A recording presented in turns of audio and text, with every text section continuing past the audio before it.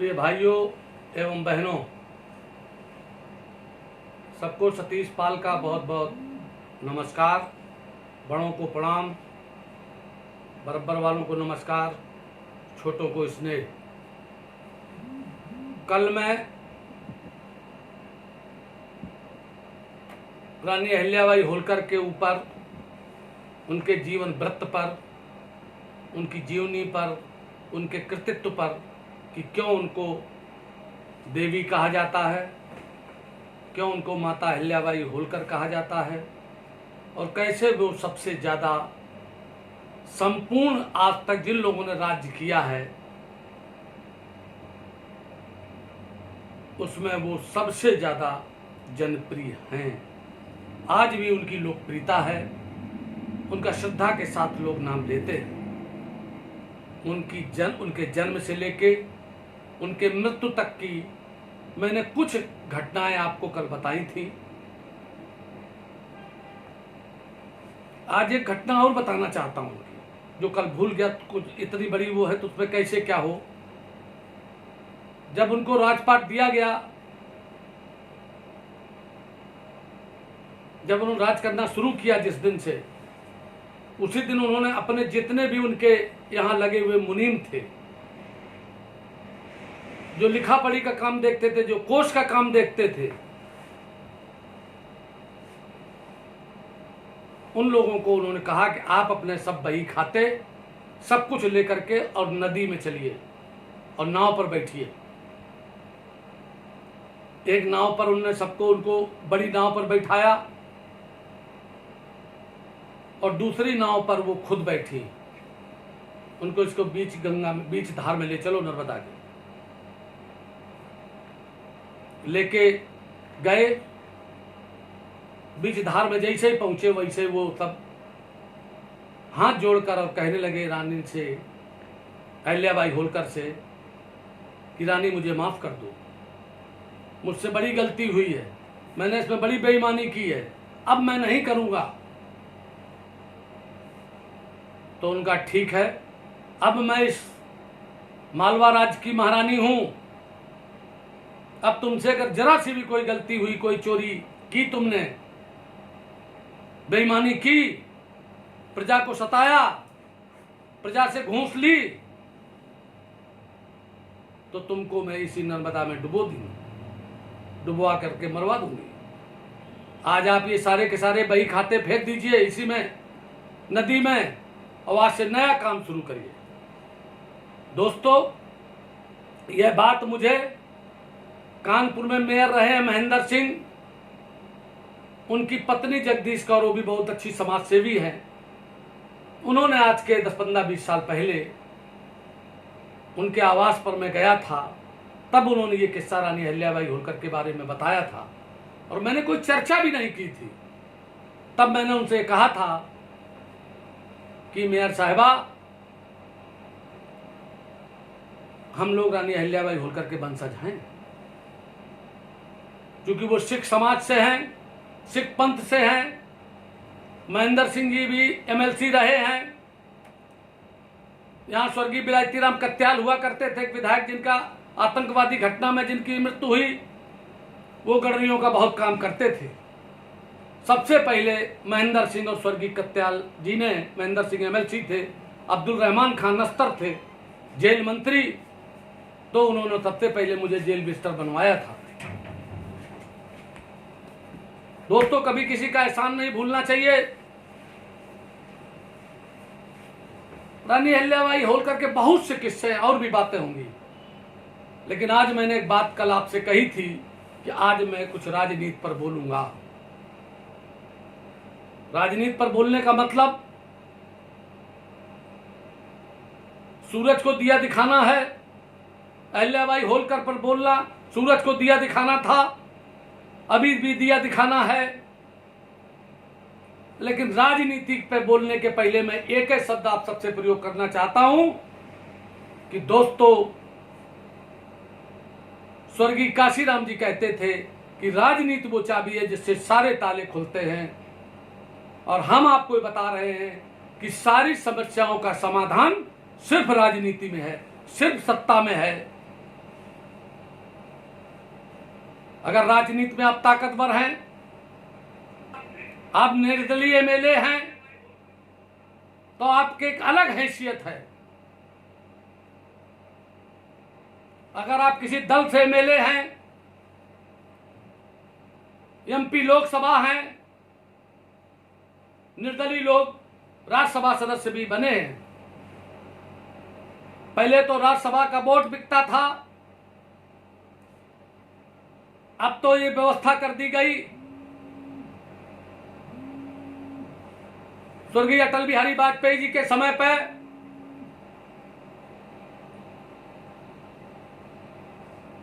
गृह मंत्री थे लालकृष्ण आडवाणी जी। उन्होंने एक बार एक मीटिंग में कहा था कि हम एक ऐसी व्यवस्था ला रहे हैं कि राज्यसभा के चुनाव में लोग अपने दल के जो व्हिप चीफ होगा उसको वोट दिखा करके देंगे। यदि वो वोट अपने पार्टी के कैंडिडेट को नहीं देते हैं, दूसरे पार्टी कैंडिडेट को दे देते हैं, तो उसमें उनके खिलाफ उनकी सदस्यता जाने के लिए एक प्रस्ताव विधानसभा के अध्यक्ष के सामने या विधानसभा सदस्य अध्यक्ष के सामने दिया जा सकता है। क्योंकि राज्यसभा का सदस्य दोस्तों विभिन्न राज्यों से वहां के एमएलए चुनते हैं। विधान परिषद के सदस्य भी विभिन्न राज्यों में जहां पर हैं, कुछ जगह हैं जहां पर विधान परिषद नहीं है। मध्य प्रदेश में नहीं है, उत्तर प्रदेश में है, बिहार में है, हरियाणा में नहीं है, दिल्ली में नहीं है। यह भी एक ज्ञान का विषय है। तो राजनीति की शुरुआत विभिन्न दलों में, जो दल होते हैं उनको राजनीतिक दल कहते हैं, जो चुनाव लड़ते हैं।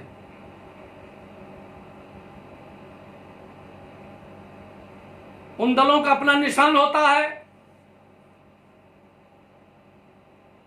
जब उनको एक निश्चित मात्रा में, एक परसेंटेज में अगर वोट मिल जाता है प्रदेश में, तो उनका निशान निश्चित कर दिया जाता है कि अब तुम्हारा निशान ये परमानेंट हो गया है। लेकिन यदि उससे कम रहता है तो फिर वो दूसरी पार्टी जो नई नई रजिस्टर्ड होती हैं, जिनको उसी चुनाव के समय पर चुनाव चिन्ह दे दिया जाता है।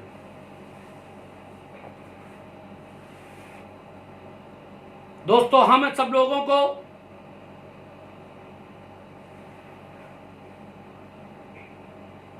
इस धारा में जाने के लिए, राजनीति एक बहुत बृहद शब्द है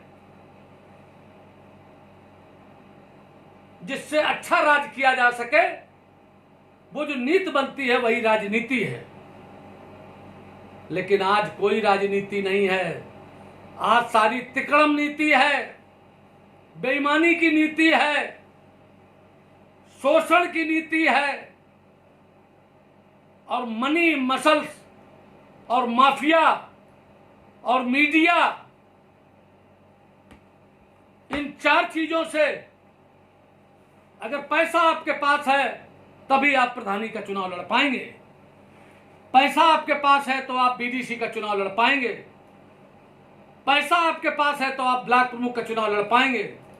पैसा आपके पास है तो जिला पंचायत सदस्य का चुनाव लड़ पाएंगे। और आधारशुद्ध पैसा आपके पास है तभी आप जिला पंचायत अध्यक्ष का भी चुनाव लड़ पाएंगे, जब दूसरे दलों का समर्थन होगा। क्योंकि इस समय सब माल बिकाऊ हो गया है। आज तो टिकटें बिक रही हैं, राजनीतिक दल बना लिया गया, संगठन बनाया गया, विभिन्न जातियों को साथ जोड़ा गया, और जोड़ने के बाद लोगों को लालच दिया गया, चस्का लगाया गया, और उसके बाद अपनी अपनी टिकट बेचने लगे। यह काम बहुजन समाज पार्टी ने शुरू किया। दूसरे दलों में भी अब शुरू हो गया है, मैं अच्छी तरीके से जानता हूं। दोस्तों, इस बुराई से अगर लड़ना है, एक समय था जब कांग्रेस पार्टी में लोग सेवा के बल पर टिकट लेकर के आ जाते थे, निष्ठा से और चमचागिरी करके, क्योंकि राजनीति में और ये नेतागिरी करने में चमचागिरी एक विशेष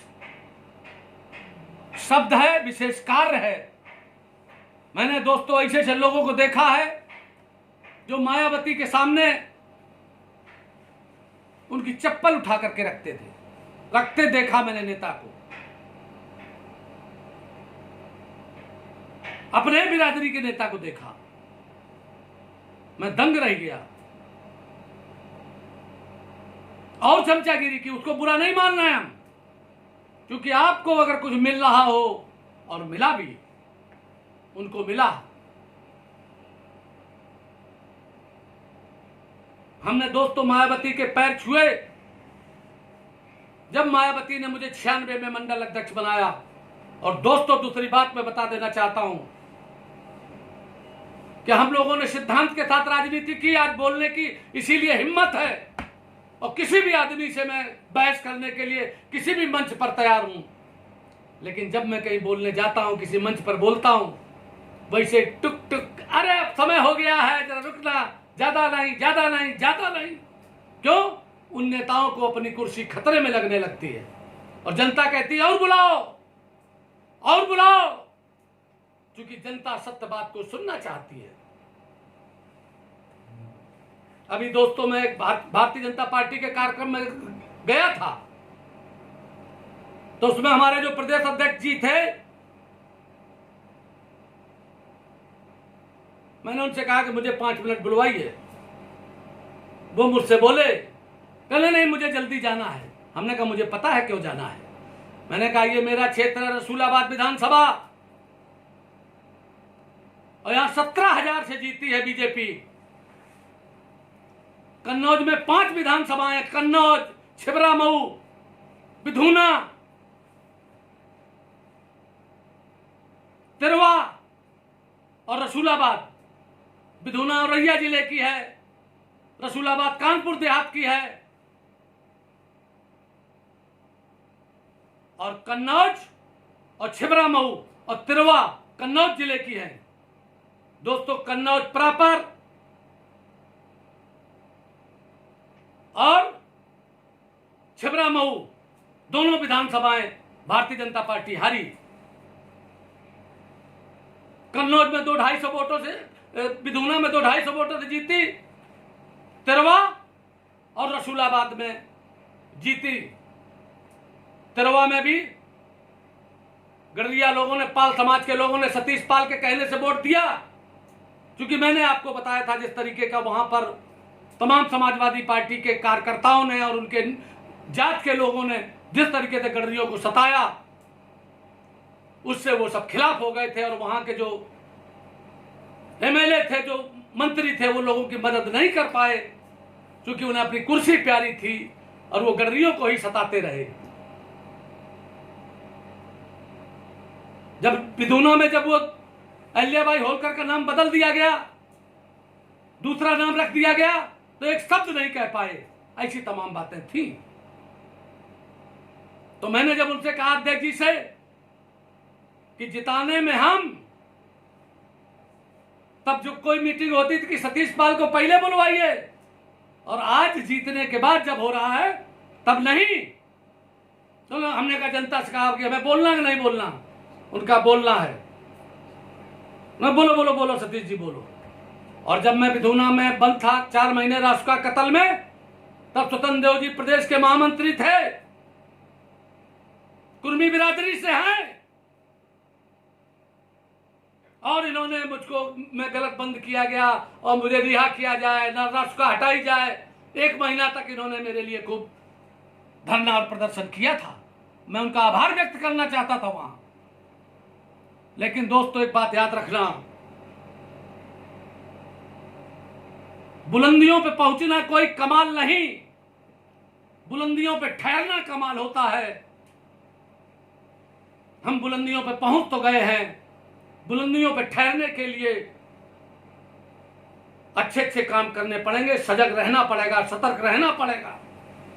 और दोस्तों, सबसे ज्यादा आदमी को अगर खतरा होता है, विभिन्न राजनीतिक दल, कोई व्यक्ति, मैं इसको 50 बार बोल चुका हूं आप सबके सामने, अगर कोई बड़े पेड़ को खतरा होता है तो बस अपने द्वारा बना हुआ बेंट, जो लोहे के कुल्हाड़ी में लगाया जाता है, लोहे की कुल्हाड़ी में।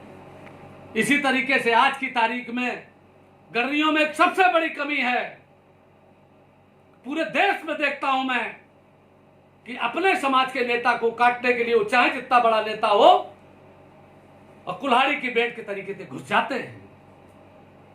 मैं बसपा में था, मुझे मंडल अध्यक्ष बनाया गया 96 में। मुझे मायावती जी टिकट दे रही थी, घाटमपुर से मैंने मना कर दिया, और वहीं पर एक सज्जन बैठे थे अपने समाज के, जो बाद में वहां विधायक हुए, उनका नाम उन्हीं के सामने प्रपोज किया कि इनको लड़ाइए, ये वहां के रहने वाले हैं।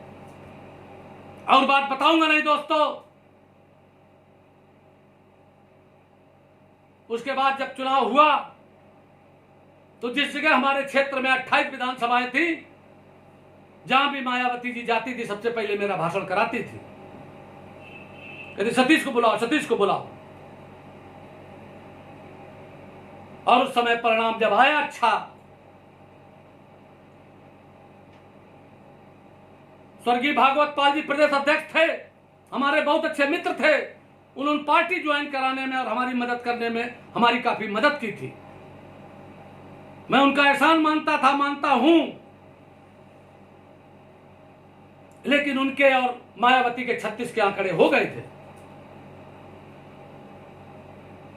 क्योंकि स्वर्गीय भगवत पाल जी को भी लोग कान भरने वाले लोग थे, और इधर मायावती जी का भी कान भरते थे लोग। जो इधर के कुल्हाड़ी के बेट थे, जो बने थे, वो चाहते थे कि भगवत पाल अगर हट जाए, चूंकि भगवत पाल भी स्वाभिमानी,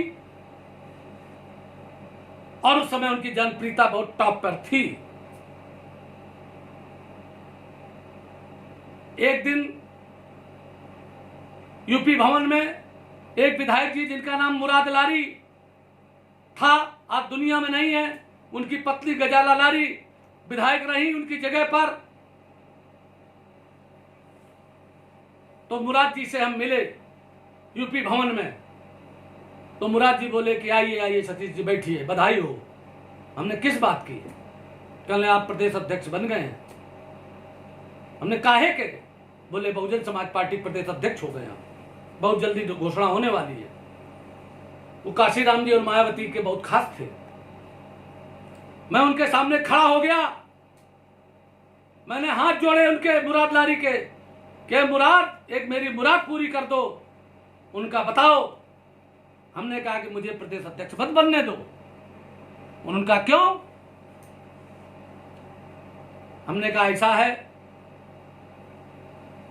कि भगवत पाल जी हमारे व्यक्तिगत मित्र भी हैं, दूसरी बात, मैं कुल्हाड़ी के बेट बनना नहीं चाहता, और आज की तारीख में उनके कद और काठी का नेता मैं नहीं हूं। मैं विभीषण नहीं बनना चाहता। तो बोले क्या करूं, कैसे हो? तो अरे हमने कहा 20 बातें आप कह देना कि अभी नए नए आए हैं और बड़ा होशियार है, अभी इस पर इसको भाई देखो, अभी टेस्ट करो। अपने काटने की स्थिति मैंने अपना दांव अपने खिलाफ बताया, और उसी के बाद दयाराम पाल जी प्रदेश अध्यक्ष बने थे। और मायावती जी द्वारा दसियों हजार कार्यकर्ताओं के सामने जिस तरीके की बातें प्रयोग की गई थी, दयाराम पाल जी को अध्यक्ष बनाने के बाद मेरा ऐसा आदमी होता तो तुरंत ही इस्तीफा दे देता। दोस्तों, मैं अगर आपको बता दूं कि कभी भी मायावती जी ने, आज मायावती जी के मेरे पर कई एहसानात हैं। मंडल अध्यक्ष बनाया, नेतागिरी में खूब बढ़ाया, मैंने उनकी पार्टी के लिए इतना काम किया कि साहू मेला कानपुर में लगा हुआ था, तो गुरु एक हफ्ते तक मैंने कभी भी खाना नहीं खाया, सिर्फ पेप्सी पी करके रहता था। और वो जितना बड़ा साहू मेला कानपुर में हुआ, भूतो न भविष्यत, कानपुर यूनिवर्सिटी से लेकर के और फूलबाग तक जहां रैली थी वहां तक भीड़ थी। मैं उसका संयोजक था कार्यक्रम का। और दोस्तों, जो कुल्हाड़ी के बेंट थे और तमाम लोग थे जो मुझे करना चाहते थे, उन्होंने मेरे खिलाफ एक बात कही कि सतीश पाल ने करोड़ों रुपया पैदा कर लिया और उसी साहू मेला में मेरे पास तो 20,000 रुपए भी नहीं थे, लेकिन लोगों ने ऐसी मेरी शोहरत उड़ाई, मेरे बारे में कहा कि हम करोड़पति उसमें हो गए। मैंने कभी कोई नहीं की। और उसी बहुत बढ़िया मेला के बाद, मीटिंग के बाद मुझे 8-10 दिन बाद हटा दिया गया। मैं रोज दोस्तों लेटता था शाम को रात में, तो यही सोचता, क्योंकि मायावती के बारे में मुझे पता है, मैं जानता था, उनका स्वभाव जान गया था कि वो कभी भी अपनी फौज को नष्ट कर देंगी, कभी किसी को निकाल सकती है, कभी किसी के लिए कुछ कर सकती है। लेकिन ऐसी परिस्थिति आई, उन्होंने मुझे 1998 में निकाल दिया।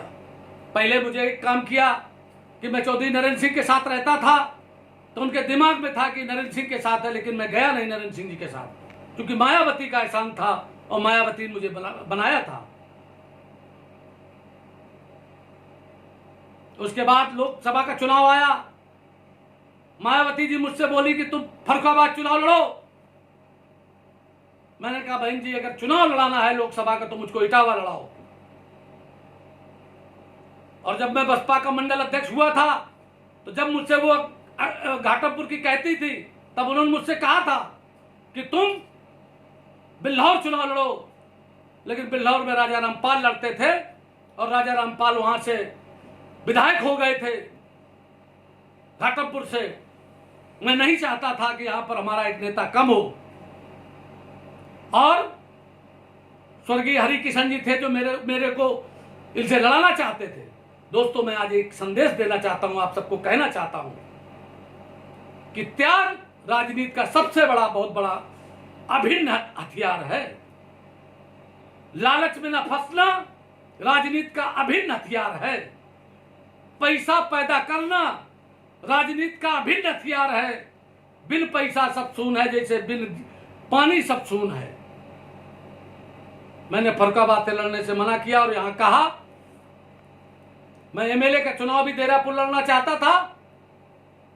भाइयों, दोनों जगह पर मायावती ने उस समय मेरी जगह पर, दोनों जगह पर, एक जगह पर आस्करन संखवार जो चमार बिरादरी के थे, उनको 1996 में लड़ाया।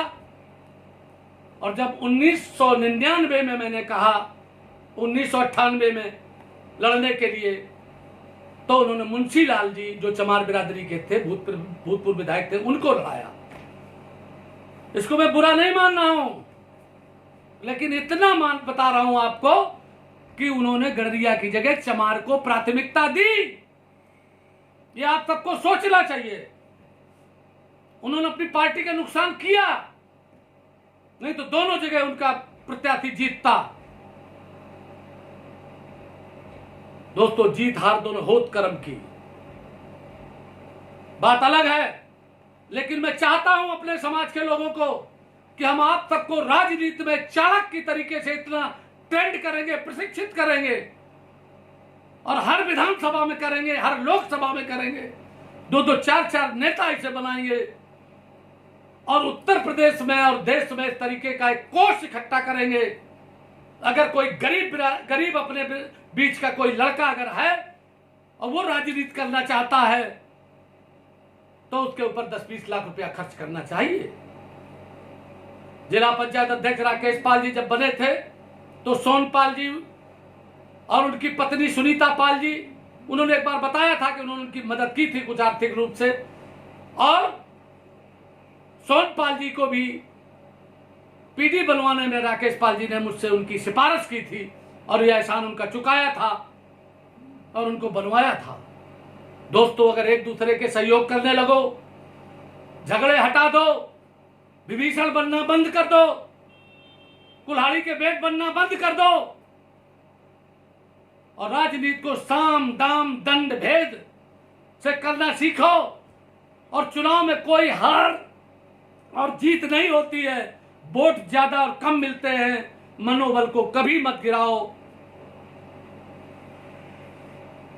और राजनीति का इतिहास जानो, इतिहास पढ़ो, भूगोल पढ़ो, भूगोल में हिंदुस्तान का नक्शा देखो, प्रदेश का नक्शा देखो, अपने जिले का नक्शा देखो, अपनी विधानसभा का नक्शा देखो, विधानसभा के किनारे के गांव देखो, विधानसभा में कितने पोलिंग बूथ है देखो, कितने पोलिंग स्टेशन है देखो, और अपने ग्राम पंचायत के चुनाव में कितने मतदाता हैं टोटल, और सबका वोट है कि नहीं है। क्योंकि जो निर्वाचक नामावली है, जिसको वोटर लिस्ट कहते हैं, वोट उसी से पड़ता है। ये सारी जब आप तैयारियां करेंगे, राजनीति में आपको जब ट्रेंड किया जाएगा, तो आपकी उत्तर प्रदेश में जो जनसंख्या है, आपकी बराबर वाली कितनी कौमें हैं, उनके सबके साथ अपना मिलकर के उनके भी नेता बढ़ाओ और अपने को भी बढ़ाओ। राजनीति में और प्रेम में और युद्ध में सब कुछ जायज होता है। अंग्रेजी में एक कहावत है, each and everything is fair, war, love and politics. इसलिए राजनीति में पद पाने के लिए, प्रतिष्ठा पाने के लिए, पद पाने के लिए, जीत के लिए, कि आप कैसे एमएलए बने, कैसे एमपी बने, जो जैसे कर रहा है सबको करने दो, और सबको अपने कर्मों का फल मिलता है। दोस्तों, अगर अच्छे रास्ते से जाकर के अच्छा पद प्राप्त करोगे, आपकी छवि अच्छी होगी। आप चमचा नहीं हैं, आप चिमटा हैं। चमचे से तो दाल निकाली जाती है और चिमटे से रोटी सेकी जाती है, और जो रोटी सेकी जाती है वो चिमटा आग में तपता है। आप ऐसे कार्यकर्ता बने जिससे कि आप चिमटा तपने वाले बने, चमचा मत बने। और ऐसे कार्यकर्ता बनो जो काम करो। विधवा पेंशन, वृद्धावस्था पेंशन, सरकार के द्वारा प्रदत्त जितनी भी सुविधाएं हैं वो जरूरतमंद तक पहुंचाओ, अपना खुद लो। खेती, दूध, दही और मतदाता अगर आपके कहे में होंगे तो आपको सब लोग आपकी चमचागिरी करेंगे। दोस्तों, उन लोगों से सतर्क रहना है। और पुलिस और जेल, अगर सत्य के रास्ते पर हो, जेल से कभी मत डरना। गलत सलत तुम्हें कोई बंद करेगा तो सतीश पाल और हम सब लोग तुम्हारे लिए आएंगे, और हर जगह आएंगे। वो नेता नहीं है सतीश पाल जो कहते हैं सो करते हैं, और मृत्यु और जेल से कतई नहीं डरते हैं, और तुम्हें भी नहीं डरना है। लेकिन अपने आप को सुरक्षित रखना है, क्योंकि जब किसी की कुछ नहीं चलती है तब वो यही हथकंडे अपनाता है, मुकदमे कायम कराता है, मर्डर की सोचता है, और इस तरीके की तमाम बातें होती। सारी बातों से आपको सतर्क रहना है, और इसी विषय पर हम कल फिर बोलेंगे। यही बात कहते हुए अपनी वाणी को विराम देता हूं। जय हिंद, जय भारत।